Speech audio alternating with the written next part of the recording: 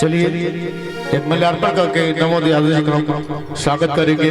कि गोरा कागज पे को चांद बनौले गोरा कागज पे को चांद बनौले बानी पे धरती का आसमान बनौले बानी हम जानत नहीं कि ये नमो जी रहुए हमारे ऐसे रहुए के भोजपुरी के आन बनौले बानी भोजपुरी के शान बनौले बानी। एक बार नमो जी के लिए जोरदार तालियां बजा दीजिए आप सभी। चलिए आप सभी का भी नमो यादव जी हार्दिक स्वागत अभिनंदन है आपका।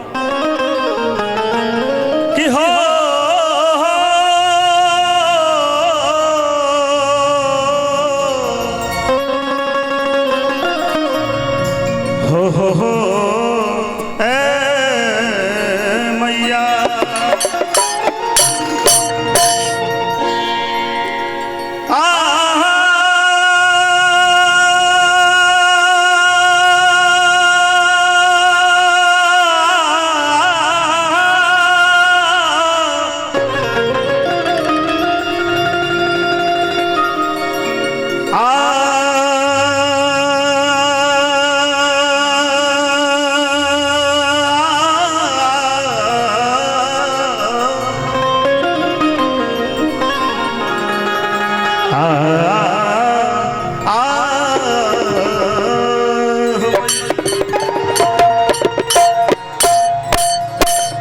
नौजवान साथी से निवेदन करते हैं कि आप जो भी फरमाइश क्यों जाएगा तो अपने सुन ली बस इतने समझ जाएगा बाबू कि हे गणेश मंगल करण विघ्न हरो गणरा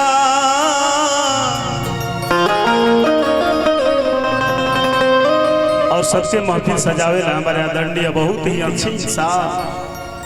तो जैसन सोचले रहनी ओइसन चिकू बाबा मोर बड़ा एकदम है बसाव ना गोर बड़ा लेकिन कहे के भाव कंपोज के जमाना हो ना कोई कोई में तो कोनो पूछे वाला जमाना नहीं खे ना तो खैनी बेचे हां सीधे बात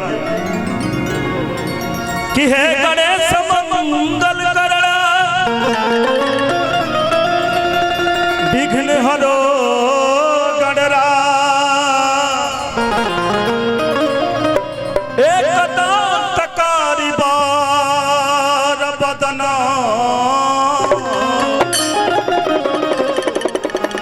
सीध करो ममकार तो सीध करो ममकार आज है गौरी के लाला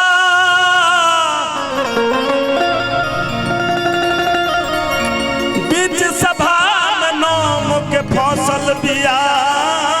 नैया तनिया के लाज के बचा जा। ऐसा जमाना होगा कि जहाँ भागवत होता जहाँ प्रश्न देवी जाकर रखल बा भैया जनता जनार्दन जानत दिया कि फालतू चीज ना है लेकिन तो मजबूर बिया का कहा जाए बहुत सुंदर है हमारे प्यारे जरा माध्यम से आज लजात का बड़ा खोल के आवे के बाद पहल का जाना लेकिन झाड़ के दे दल हल कि छितौनी के बुझाते सल्टी करा देवल हमारे बहुत प्यारे भाई हरिओम यादव जी के तरफ से पुरस्कार भगवान से प्रार्थना करो पर प्रतिष्ठा बना रहे मलिका। और हम दिनेश भैया से निवेदन करते हैं और डॉलर बाबा से और प्यारे हमारे नीतीश भैया छात्र नेता बागी बलिया के एगो बहाना होगा आज के कलाकारों से वीडियो बना दो रहे वो दो लाइन में भाव रहे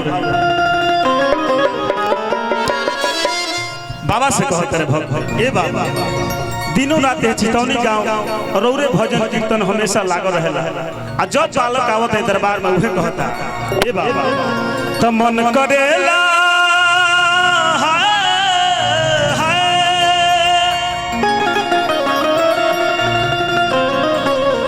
मन करेला मन के मंदिर बनाई हो हजर हजर कैले से होई तो मन करेला मन के मंदिर बनाई हो ए छितेश्वर बाबा कि तोहर मूरत बसौले रही मन करेला मन के मंदिर बनाई हो। और बहुत सुंदर हमारे एक गांव के हमेशा भजन कीर्तन में एक गांव कीर्तन मंडली हो ऐसा बाबा के क्षेत्र के सबसे आशीर्वाद दिया रहेला बाबा पूर्वक कलाकार के भी एक बार ध्यान दे बाबा मन करेला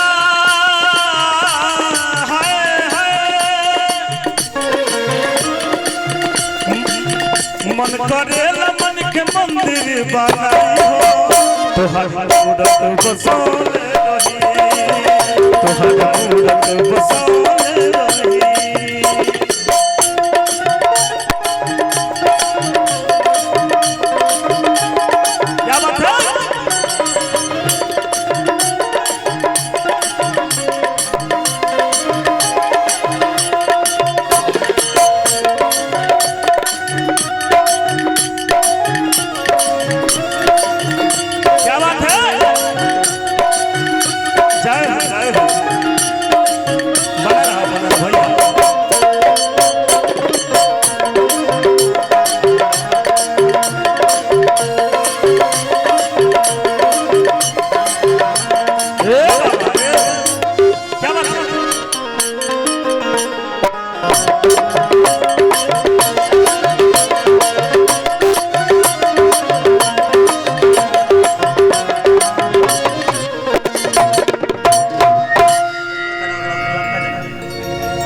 आदरणीय के बड़े भैया जिकरा माध्यम से हजारों रुपये के पुरस्कार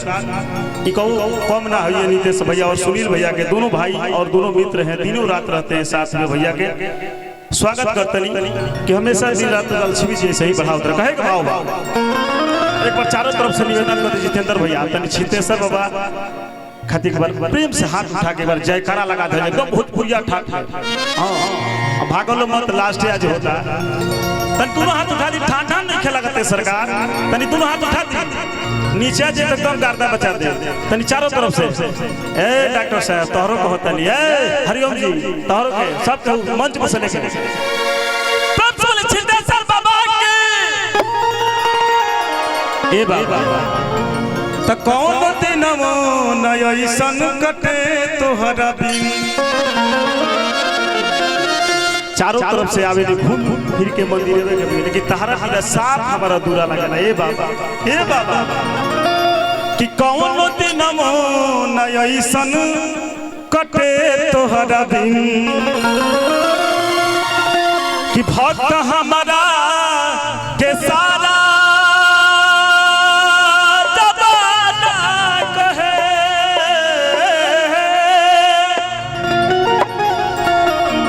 भैया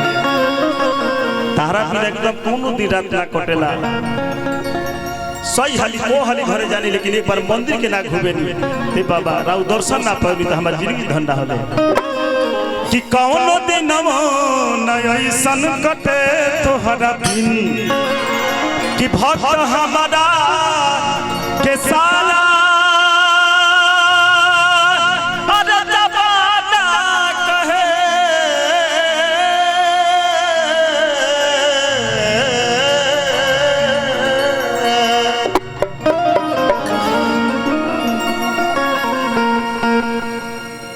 भक्ति तोहरे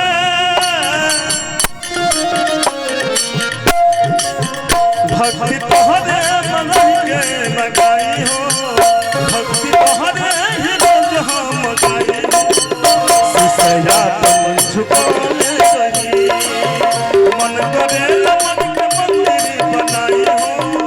मन करे मन के मंदिर बनाई हो मूरत बसौले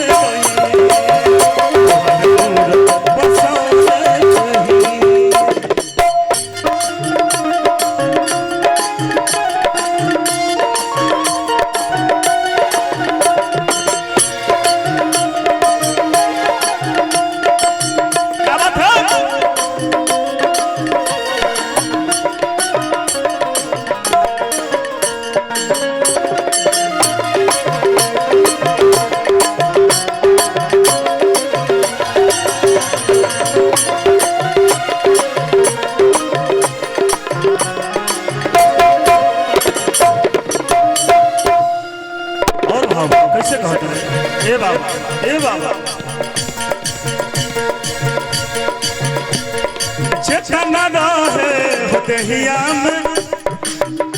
अरे हमारा हो दम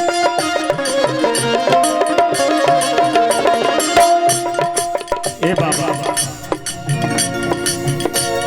की जगह भोला के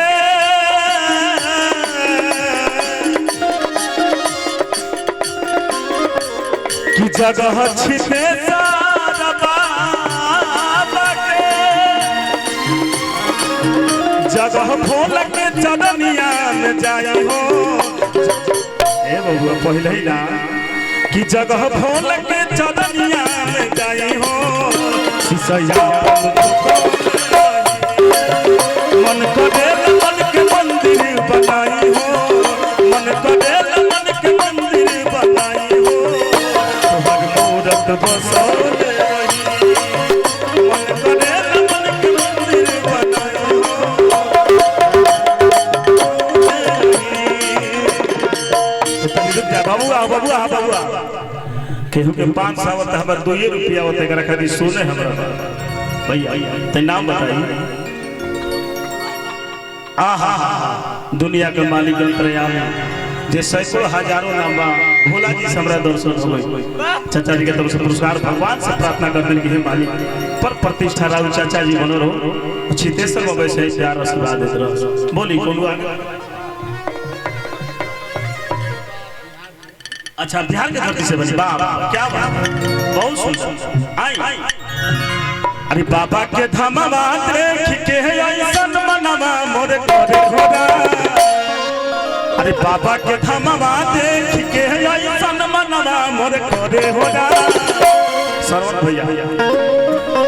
इजाजत के प्रोग्राम रखलो पहले माई के भजन गा देले जो माई पहले गावे अगर कमेटी आदेश करी कमेटी के पहले नंबर बोल दनी अगर जे भी गार्जियन हमर बा कि कुछ अलग सामाजिक गीत होको थोड़ा मनोरंजन के लिए तो हम गा सकत करी लेकिन उद्देश्य नहीं वाह वाह जितेंद्र भैया तनी मिया की दाढ़ी मैया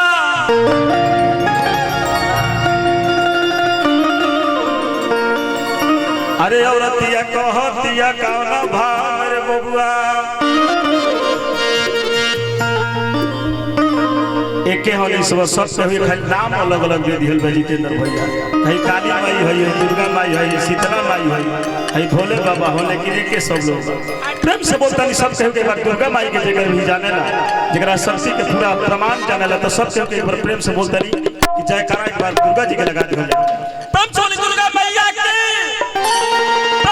सच्चे दरबार की वाह क्या अरे निमिया की दाढ़ी मैया अरे लाली झूलनवा हो कि झूली रे झूली ना आज के नौजवानों के मजबूरी हो गई जितेंद्र भैया गावे हम होई चाहे केहू इमे गलती लिखी बतिया चुनरी और से संतरा जो भी घी बा खाली ई मिला देवे के बा न तो नंदी भौजैया कहां से का कह दिया सब लोग हे गावे कि भूख न